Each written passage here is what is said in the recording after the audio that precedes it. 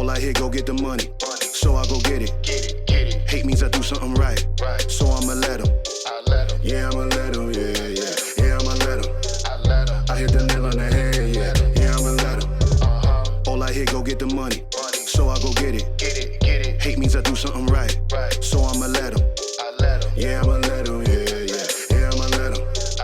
I hit the nail on the head. Yeah, I'ma let him. Early bird, go get the worm. Worm in the dirt. I could show you what I'm worth. My hands in the dirt. From where they look when you not. A hand in your purse. Hell if you think I'm last, say last should be first. Go ahead and go feast your eyes. Chefing up, cooking them pies. Leaving no slice, believe on a guy. Who in demand and who got supplies? You on the land, me I'm fly. Look at the miles, I be in skies. Right by my side, miss look at them thighs. Up in Dubai, you see us. Black man, black sand beaches.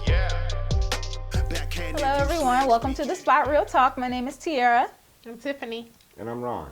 And today we are back for the season finale of Godfather of Harlem. Excellent show.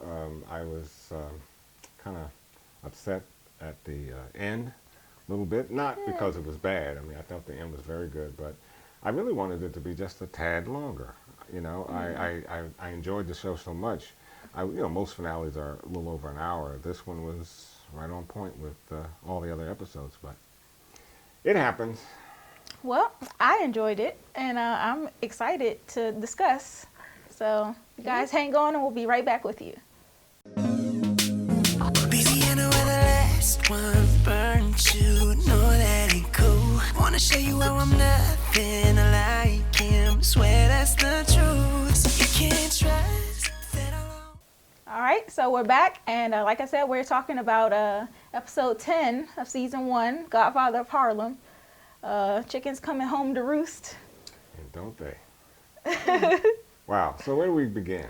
Well, how about that opening scene of this episode? I never felt any more proud of a character than I did with the opening scene. So Bumpy has been summoned in by the Italians and the big bosses. Mm-hmm.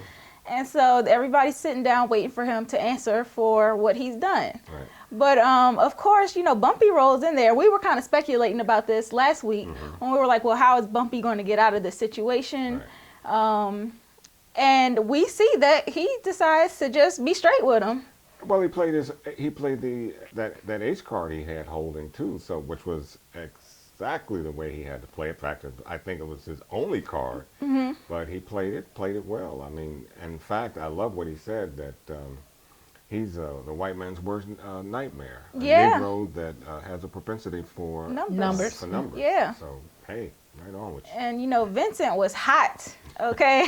He was in there telling him, Negro, you stepped out of a Negro's place. You need to get back in your place. Ain't that something? No matter how good you think you in with people, they got a way of making sure you know where you belong. Or where they think they you were belong. Frenemies, or I don't even. They weren't friends anyway. No, he was tolerating him because Costello. Right, because of that made man situation. And Costello, he was very upset because he does realize finally that Bumpy, you did lie to me.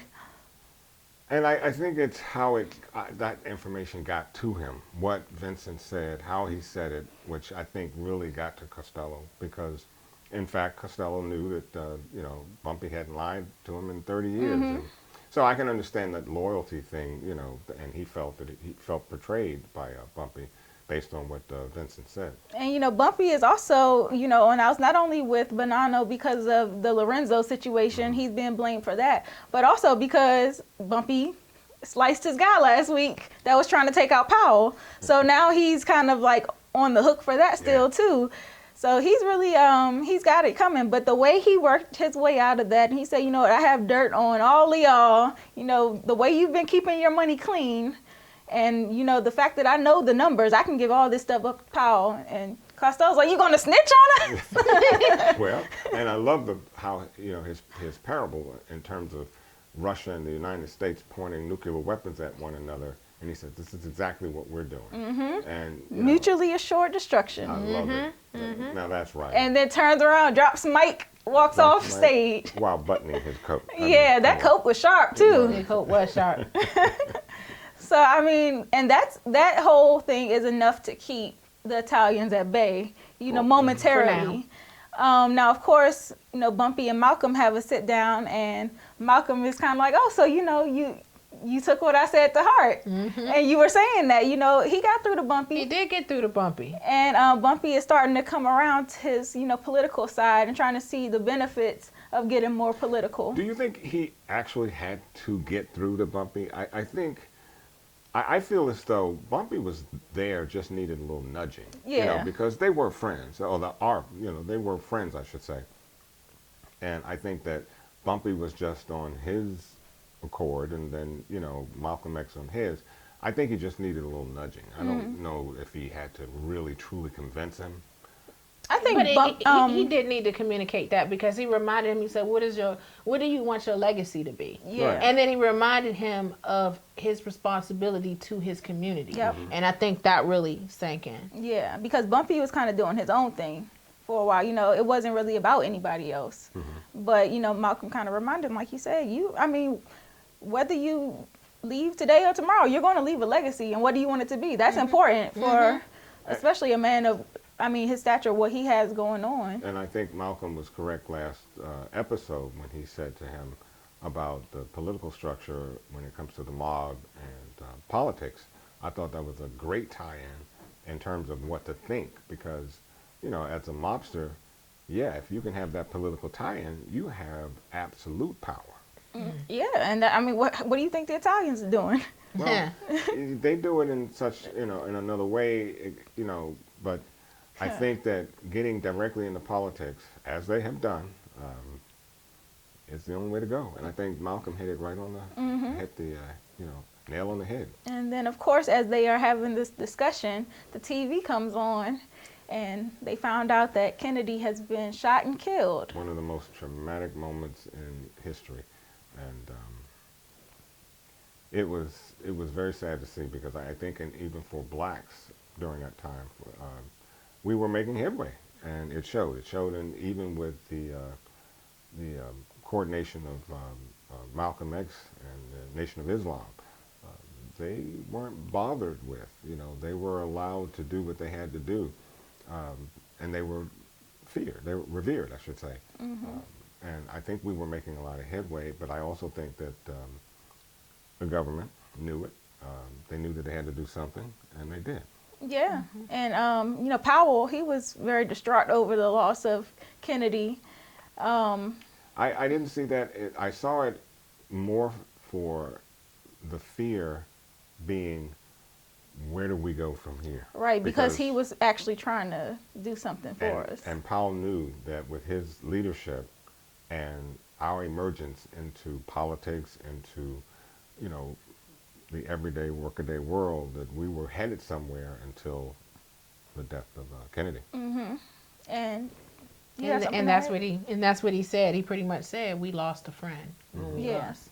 And more than a friend. But that's what he meant. Yeah. A friend to the civil rights movement. When he said that. Right.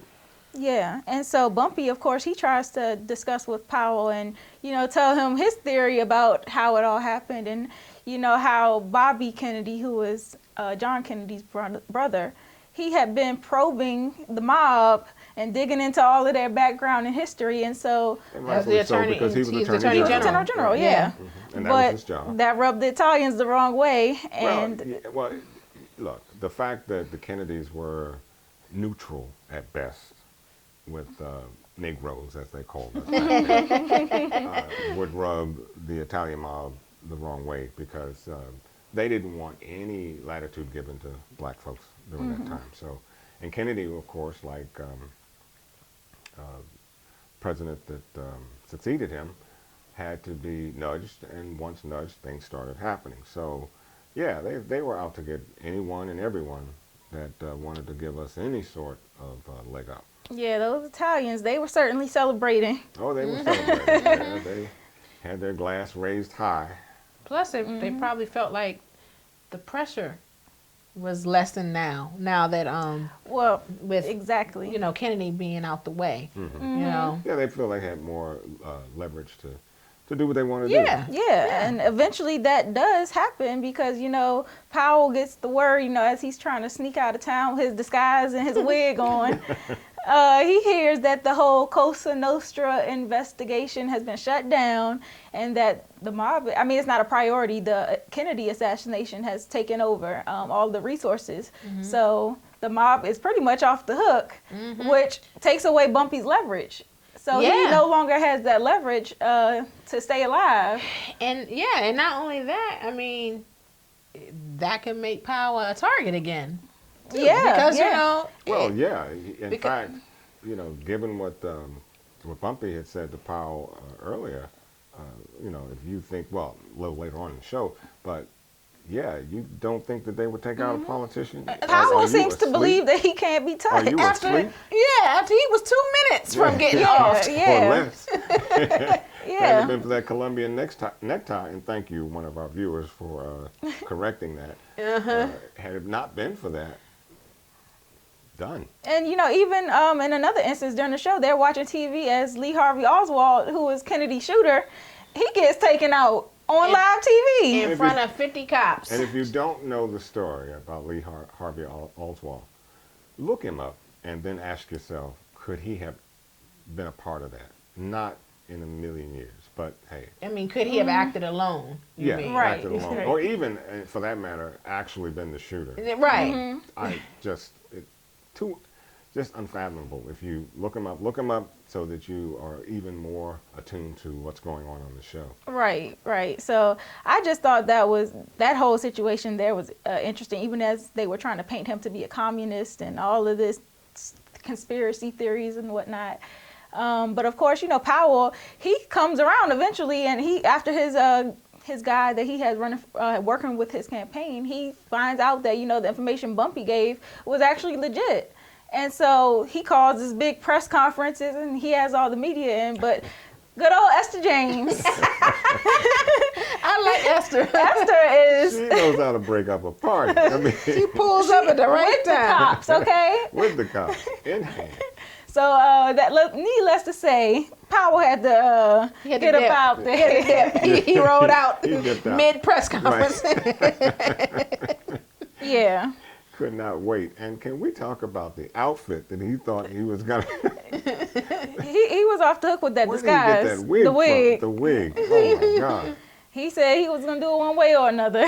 That'll be a sister and a half with that mustache and that silly wig.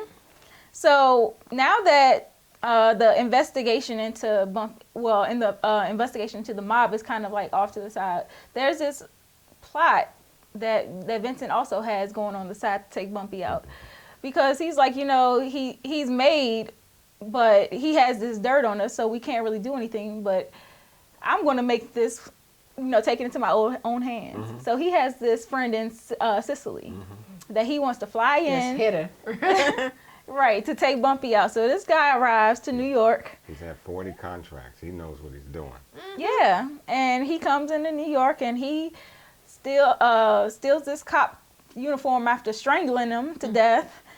And so he has eyes on Bumpy. You don't mess with a Johnson. That's all I have to say. So, of course, Bumpy, he senses the threat. Bumpy is very perceptive because after seeing Lee Harvey Oswald get taken out and President get taken out, like, he's kind of shaken up, and he's like, well, if they can do that to these people, I can be touched. Which is My family can be touched. Exactly. So he included. He included. Right. Which was a smart thing because he got him out quick. And then, did they go separate places? Because I know he told his daughter.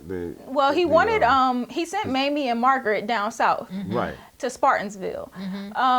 Elise was a little upset when she heard the news because she kind of felt like she was being left out. But he was saying, "You're with Malcolm. I thought that I didn't know you could leave." And rightfully so. She's more protected than all of them. Yeah. If you really want to protect them, they got the manpower. Exactly. Right. Put them with the Nation They're of not Islam coming up in the mosque. No, they're not doing that. Okay. So if you really want to protect them, hey, can I keep these? My wife and Bumpy might have stayed. Should have stayed. Yeah. Yeah, so if you want protection, that's where you go. Right. And so eventually, Mamie and Margaret get sent down south. But of course, this Sicilian officer who's, playing the part, he sneaks up into Bumpy's apartment. And Bumpy can, I mean, he rumbled. Man, did they have it out. But I like the fact that he knew it was at the door. He heard that little click. The elevator. Yep. Yep. The elevator, and he was in tune. Mm-hmm. He was in tune. He was just like, okay. But plus, he already had the strap on. Yep. He was ready to go. On the door.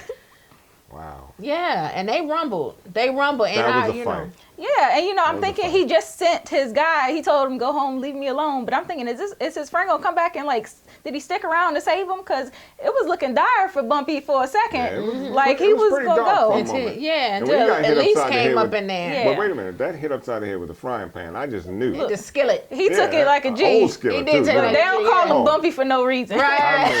That little bump in his head might have saved him. Because I'm like, when he got hit, Because that was cast iron too. oh my God, I got one upstairs. I got one tell you what too. it feels Right. Just made some home fries with that thing today. But of course, Elise comes to save the day, and she got stabbed initially, but not enough to put her down and out. Because Bumpy tackled him. Yeah, Bumpy saved. Yeah. But I like that scene because even though they had a lot of strife and a lot of negativity in the past, she was there. She saved him. Yeah. And he in turn saved her, and that really, that said something to me about that scene. I felt strongly about that scene too. Even before that, when he was talking about the conversation they had when he was talking about sending the family away. When he stressed to her that I love you too. Yeah. And I was glad, and I feel like that moment when he tried to save her from the hitter, and then she in turn saved him with the Colombian necktie. And she got it honest. Yeah, she got it honest. She got it honest. I'm telling you. That solidified to me the love that they had for each other. Yeah. And she needed to see that, And I also understood why she asked the question to Bumpy, you didn't include me. I understood where that came from, given their past. Yeah. But I liked the way he explained it to her, and she seemed to be receptive of it. Yeah. Right. Yeah. And so, of course, after the hitter gets taken out, Bumpy makes the phone call to Vincent. Like, look, I know you sent the Sicilian over here, but he going home in a box. And you next. Okay. And I was like, okay. Bumpy is all on it. It's funny that he knew exactly who sent the hitter. Yeah. Yeah, Vincent, I think he thinks he got it all figured out, but he underestimates Bumpy. Well, because he's simple-minded. I mean, he's simple-minded, and plus, remember, he doesn't think much of black people anyway. Well, that's the so problem. he doesn't. And that's always been the problem. Yep. Because Right. when you start to think that we're lesser than you from from an intellect standpoint, you're always going to lose that battle. Exactly, and he was like, Negro with that knows his numbers and everything too. Yeah. He's a boss too. Yeah. Exactly. But Vincent just won't quit, because then later on in the episode he arranges another meeting with the families, and he asks Costello and all of the guys pretty much for permission to take Bumpy out, and everyone kind of obliges. Right. To me, that was given at the first meeting, Right. because we knew that they were all in favor of doing something to Bumpy, and Bumpy kind of, he was able to stop it for a moment with his, information on the tax records and so forth. But theoretically, they all wanted him dead anyway. But even still, Costello seems a little hesitant. Like, as everybody's raising their glasses, he was kind of the last one to Because they raise his have a glass. Because of that friendship. 30-year relationship. Yeah. And I'm sure if it weren't a white and black thing, that Costello would not have gone for Right. it.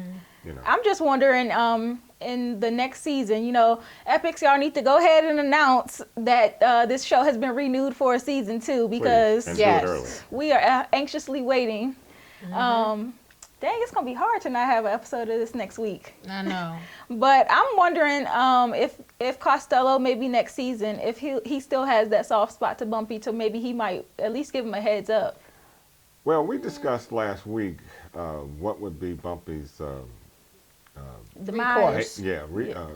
or who will come to his defense. And as we saw in the episode when Stella lost her groove, Right. or shall I say got it taken away from her, I think, and I said then, she's going to be the one that saves Oh, Bumpy. yeah. We're going to talk about Stella. Yeah. As a matter of fact, let's talk about her now. Because that's a whole scene that we got to talk about. Let's talk about good old Teddy and Stella. So Teddy got some nerve, okay? Yeah. You're walking down this okay, Teddy. there were specific zones that you were supposed to remain in as a black man during that time, and you're gonna go uptown to see your girl. What?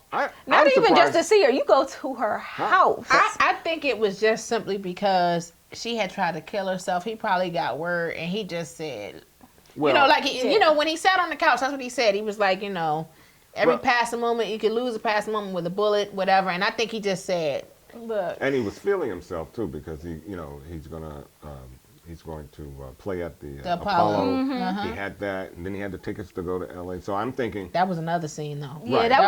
That wasn't when he first came to the house though. well, I don't know at what point that was. It was Right. after. Right, but I don't know whether, and if this were true, did someone call him and say, hey, this is what we're going to do, and it took a minute or two? But whatever it was, he had bravado written all over his chest, which made him walk down the street proud. White women looking at him, old white woman looking at him, and he didn't even bat an eye over the fact, he had power. He just better be lucky perceived Vincent power. wasn't there to answer that door. Yeah. Well, the fact that, Vincent's wife was there, and I'm thinking, what are you thinking about? I Because mean, it's definitely going to get back to Vincent. yeah. Yeah. But I think it was the fact that Stella almost died, and he was Right. like, I just got to see her Right. one way or another. But Right. he was stupid for going up in that house. I was like, can you meet me on the porch in the backyard, I on the agree. corner, I agree. somewhere? Well, I'm But not going up in there. They didn't have cell phones during that time, so I don't know how he would have gotten word. Meet to me her. at the And stop that- sign. And maybe that's why he Like was he's bold enough to go to the Can house. we go up to the roof? Right. Meet me at the whatever street. Write her that a was. letter. I mean, I don't think he would have. I think he just said, I got to take my chances because I don't know how else I'm going to get to Well, her. his conversation when he was sitting in there on the couch, and he's basically saying, I don't care if I have to take a bullet for you. Like, I want to be with you. That's when I knew it was over for Teddy. No. Listen, I knew it was over for Teddy when they started making plans. When he said Right, they were going exactly. to LA Right, and he everything. pulls out the tickets. Every time that happens, It let me was just too say, good. I got to just give this quick little side. We're talking about Godfather of Harlem, but the same thing happened to me with the only two black folks on Game of Thrones. When they started making plans, they were like, oh, when this is all over, we're going. I said, okay, one not or to both die. of them are dying. And I felt the same way when I saw Teddy having that conversation with Stella. When he said, oh, we going to LA, I said, oh, Teddy is checking out. Oh, just as it starts to get good. I knew it. And so, of course, Olympia, the stepmother, she goes and tells Vincent what happened. Like, guess who had some nerve to show up at the house today? And Vincent is pretty much saying, I told Stella that I would let her do her thing. As much as I hate it, I'm not going to do anything about it. That love for his daughter, man. Yeah, It that's is. the only redeeming thing about Chen. Yeah, the only, Only. for real. But of course, the stepmother, she keeps pushing, like, you got to do something, you got to do something. She and annoyed me because she's Yeah. instigating. Yeah, and of course, Ernie and Vincent's friend, the other guy, he's back there listening as 'cause this conversation is happening. Because I believe he and Vincent grew up together, this guy. Yeah. They grew up together. Since they were like 11, 5 or yeah, 11 or or something something like to that that, effect. yeah. But they kind of grew up together. So I guess he felt like if anybody can do anything against what Vincent has been saying, it could be him. But I just don't, I couldn't get, and maybe you can help me with this, I didn't quite understand what his motives were because, after shooting Teddy and then walking away and then leaving that blood on.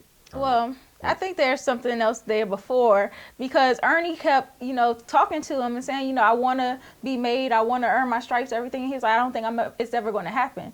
And so the guy's saying, well, you need to take more initiative. You need to take initiative.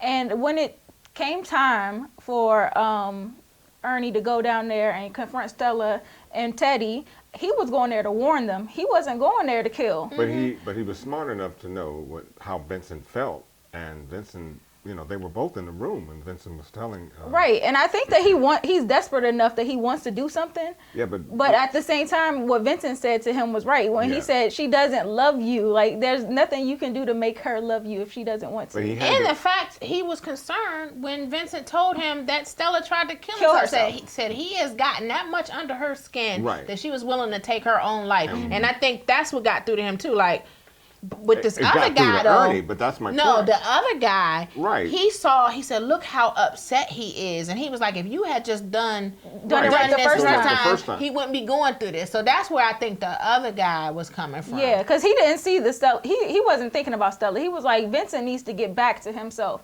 If I can take out the problem, then we back to normal. But Right. a little long play on the thinking would have said, okay, we take him out. Stella's going to think Vincent had something to do with it. And it's just going to be a black day. And so, and nobody thought about this other guy. And if you know his name out there, we'd love to hear from you. But no one, he didn't think about that. He didn't care about that. He didn't care. I mean, from my standpoint, if I was in the room, which he was, and I heard my boss say that his daughter tried to kill herself over this man, why would you then try to kill the man that she tried to kill herself over? I mean, I was just like... That's my Yeah, because, I mean, at this point, Stella just, next season, she might wind up taking her life for real. That's what I was thinking. And, you know, Ernie better watch out, too, because, you know, he walked away, and the blood is really on Ernie's hands, because... He led the guy to him. He led Yes, the guy, he did. And Stella called him a murderer. So, you know, he may be the first to go in season 2. Maybe. I can see that because what's a call can say, well, first of all, I told you hands off. Right. And then you let someone, and then this happened. And now my daughter she hates me me. again. Yeah. And now more so than ever. And, you know, I think that because I gave her my word. And, Right. you know, their word is their bond. Ernie better leave town. Yeah. Well, it could turn out, too, that because the other guy actually did the murder, Ernie, I think he might try to step up and take the fall for it.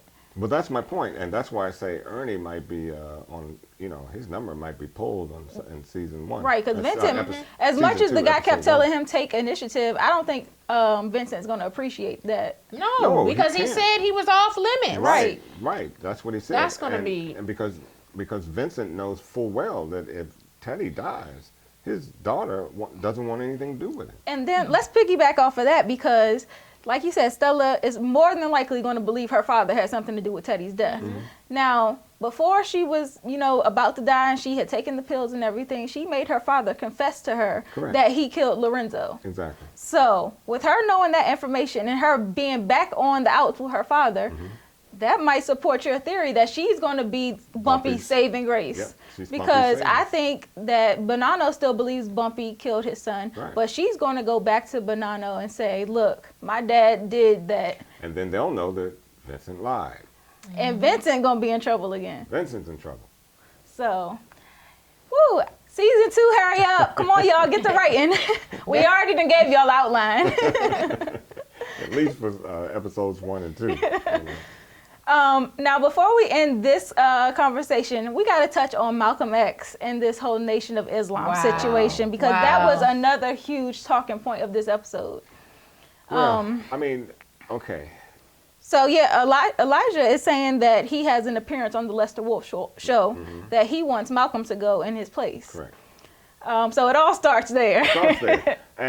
But I think the Honorable Elijah Muhammad felt that Malcolm X was rising too fast and possibly above him. And theoretically he was, because actually Malcolm was the more pivotal point to put the Nation of Islam and what they represented on the front line. Yeah. That was Malcolm. And people saw and heard Malcolm X. Right, he was the face. Yeah, he was the face. And so in theory, I suppose, he actually was the face of Islam. You know, and I think that there was some jealousy there with oh yeah, for sure. You know, the Elijah Muhammad. So well, the brothers, period.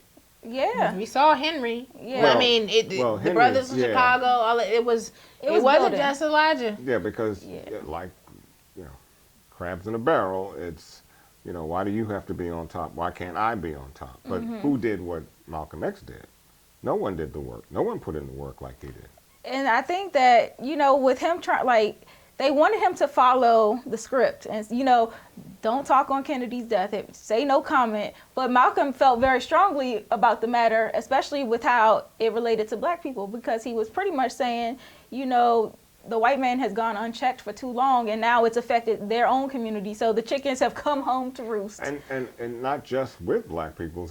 He's talking about what white America had done around the world. Right, right. And that's why he said it has to come back to you at some point.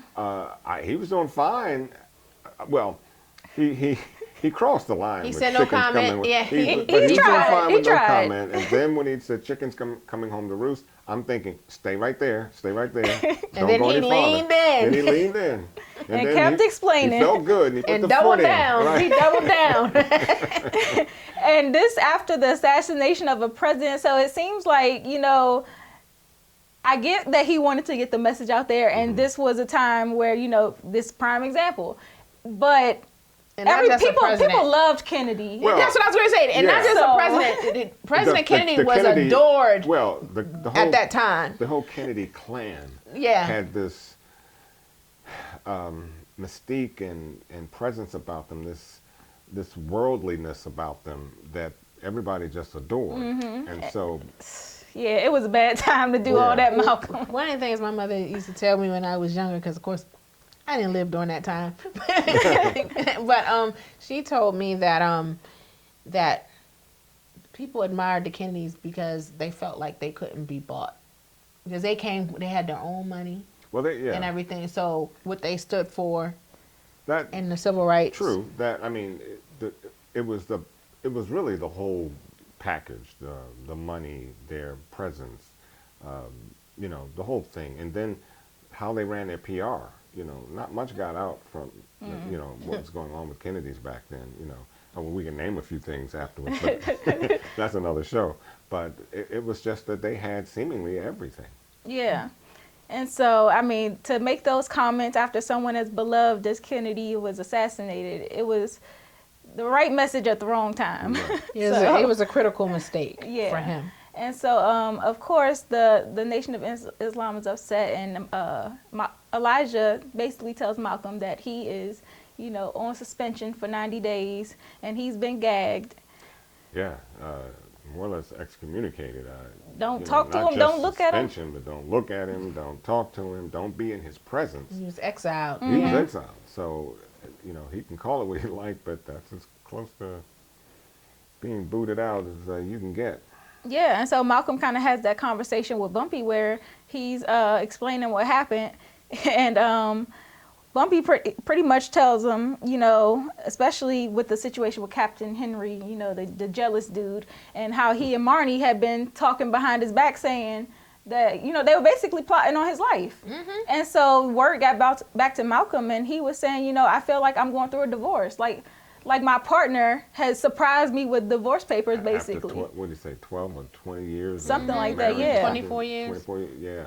And so, I mean, just to add this last comment, but he was saying that he felt like Elijah basically had betrayed him, like I've devoted my life to this cause, and well, he did. And too. the only person that could approve a hit on my life would be him. Right. So. And he was, in a, well, no, not just in a sense, he was betrayed by Elijah Muhammad, because he felt so beholden to him and what that faith, Muslim faith, meant, and to find out that the Honorable Elijah Muhammad was the bearer of several illegitimate children, and the fact that he could see very well that Elijah Muhammad's problem was not so much what he was saying, but what where he he was was going. See, because he saw the climb of Malcolm X. He saw where Malcolm was going, and I'm sure had any other person that was more beholden, more submissive to Elijah Muhammad, it might have been okay. But I think that really no matter what Malcolm X came up with might not have been one of his choices, because it was that, that male bravado, head-to-head kind of thing, and Elijah just didn't like it. Yeah. Well, it was something else that he said last week too, because he said we're here to recruit Correct. brothers and sisters to Islam, and not for the civil rights movement and things. Whereas Malcolm felt strongly that he wanted to be a part of the civil rights, where he's like, no, Because that's not our fight. But That's not our fight. He looked at the movement more holistically. You can't be just about the religion of Islam during a time as such. We Where our have to community is being affected by these things. torn So apart. yeah. And how can we sit back with our preaching of helping each other? How can we sit back and allow it? And that's I think it was noticeable too because Lester Holt brought that up too, saying like, well, you haven't been taking any action. right. What Yeah, action Wolf. have you taken? But again, you know, they're what we call action, they call violence. And you know, we do understand that violence sometimes begets violence, and sometimes you have to measure things out with the same tool.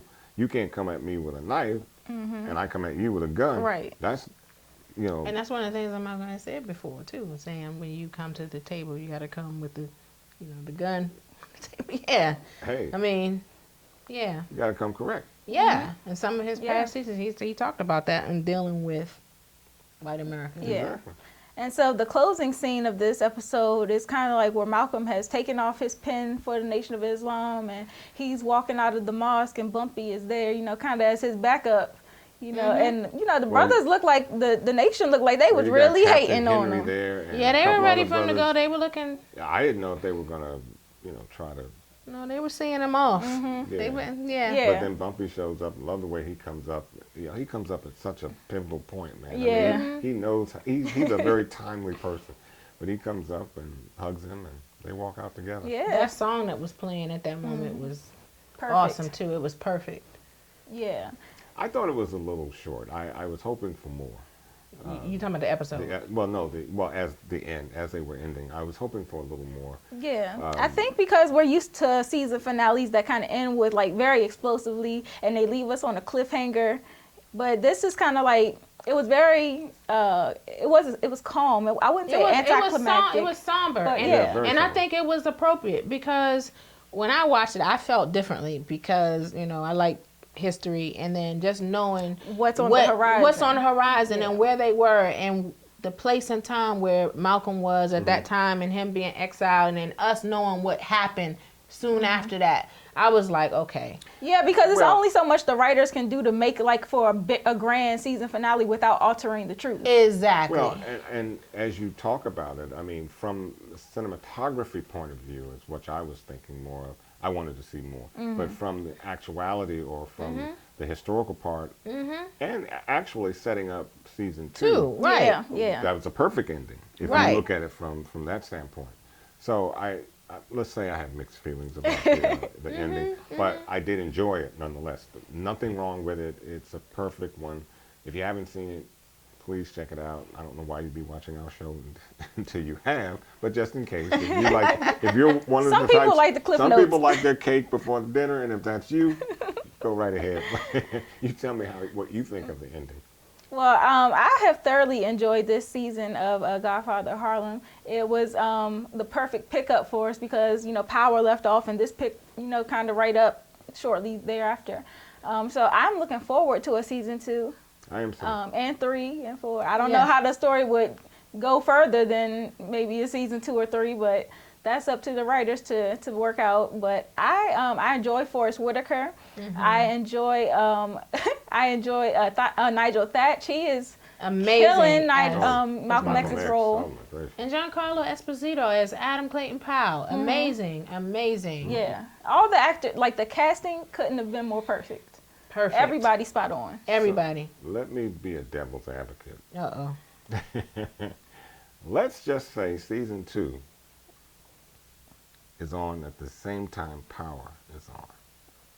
Well, I doubt that that's gonna happen. No, it's Right. But hypothetically speaking. devil's advocate, I'm gonna entertain Which you. would you see? Which one? Well, would first you off, which one would you watch? entertain First And off, then- Godfather of Harlem comes on at like what, 9 or 10? No. Yeah. This is just And Power comes on at 8. No. So No, this is just hypothetical because remember, season 2 can change the time zones because Power has at one time, a couple of times. So just the hypothetical, if they were both on at the same time, which would you see, and which one would you go back to see on demand?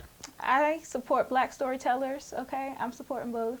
Right. Well, that's a good way out. Then I got on demand. I watch Power at midnight, and I watch Godfather of Harlem at its regularly scheduled time. I heard that. I support black storytelling. I think she Me went too. to law school and didn't tell us this. You know. No, I mean, and when you think about it, both are black storytelling. I mean, because even though Power is fictional, Right. Well, and I was it's the more sister talking that's about from a the feel timing. good. No, from Yeah. a feel good point of view. I don't know which one. To be honest, I don't know which I one really I would like go both, for first. and I like both. I hate that. Well, not to get on you. I'm not even trying to get on you at all. But I hate that some people think that two black shows can't exist at once. And I'm not saying that. Yeah, I know. That's what I'm not saying Yeah. that you were. What are you gonna watch first? Is Right. what, is Which what he's one saying. would you? Because I mean that would be a heck of a fight. I mean internally, because Yeah. I think I'd have to go get the television from downstairs, and I'm watching them both at the same time. I Yeah. don't know, because that would not be something I'd want to have to deal with, though. Well, like Power for me, I mean, it's feel good. It's fantasy. Right. Whereas, I'm really immersed in Godfather of Harlem Yeah. because of the historic aspect of it too. Even though I know some things have been dramatized Sure. for the series, Right. but It's two different headspaces. yeah. Well, and yes, I'm just looking at it from a standpoint of how did I feel after the first couple episodes of Power versus a few episodes of The Godfather of Harlem. I think The Godfather of Harlem has captivated me quicker than Power did. And of course now I'm all in with Power. That's a good point. But I think my it captivated me a little quicker than Power. And therein lies the situation. If they were both on at the same time, what would I do? Well, I always found Power exhilarating because when Power came on, I was a huge Wire fan. And once the Wire went off, I was looking for something to captivate me like that. So Power kind of did that for me, and it still does, even though it stresses me out sometimes too. 'Cause I'm like, oh my gosh, I'm stressed. But I feel differently about Godfather of Harlem, and I'm just as captivated with that, but in a different way. Yeah, I agree. I love both shows. I'm looking forward to season 2 where we can come back and recap that. So as this season has drawn to a close, next week we will be back to discuss another black film, Queen and Slim. Yes. Okay, I'm the only one on the panel here that has seen it, and I'm telling you, it will leave you speechless. You will be left with a feeling of, my God, what have I seen here? Of all the black movies, and I've seen a great number of them, and all of them so far, most of them have been very, very good black shows. But this one really left me feeling a certain way. I mean, I'm not a crier by point, but the end of the movie really had me. I sat there for a moment. You and your feelings. I had to gather myself. Oh wow. Yeah, I plan to go see it either tonight or reasons. tomorrow. I had to gather myself, and not just one simple reason.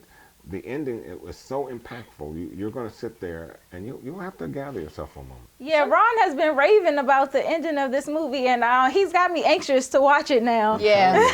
Yeah. It's a crescendo. It builds up. When you look at from what happens to the end, and that ending happens the way it does, I'm telling you. All right, y'all. So make sure that you go out and watch Queen and Slim in your local movie theater, because we will be back here next week to talk about it, and we want you to be abreast to the conversation, because I'm sure it's going to be a good one. Spend a few dollars, go watch it, and come back and join us next week, because this will be one hell of a talk. So Support black films. Support black films. Most definitely. Support Lena Waithe. We love her. Yes. The Shy will be back soon. Support Marquand Smith, who is the executive producer of Godfather of Harlem. Thank you, Marquand Smith, for pushing so hard to get this show made. We are loving it, and we hope you keep coming back with more. Do you guys have any closing remarks before we head out?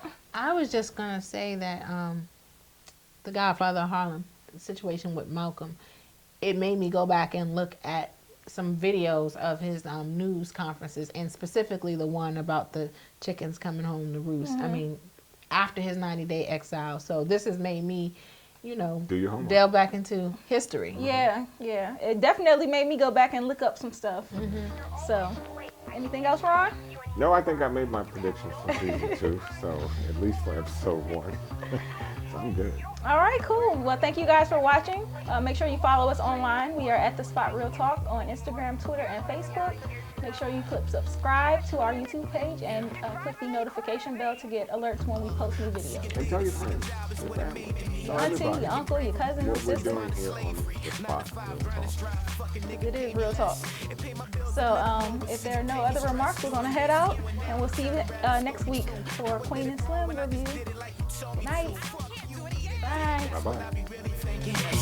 No sir, that's what I be really speaking. Cause even though this job piss me off, obviously what make a nigga piss more is living poverty. Obviously I gotta work, suck it up and give a smirk, smiling even though it hurt and see my boss a fucking jerk. They call it a paycheck, it's really disrespect. That shit's so low I can't afford to call collect. And that's badder than Mike Jack with the White Sox. I'm steady slaving for days, just give me one shot. Slaving all day, slaving all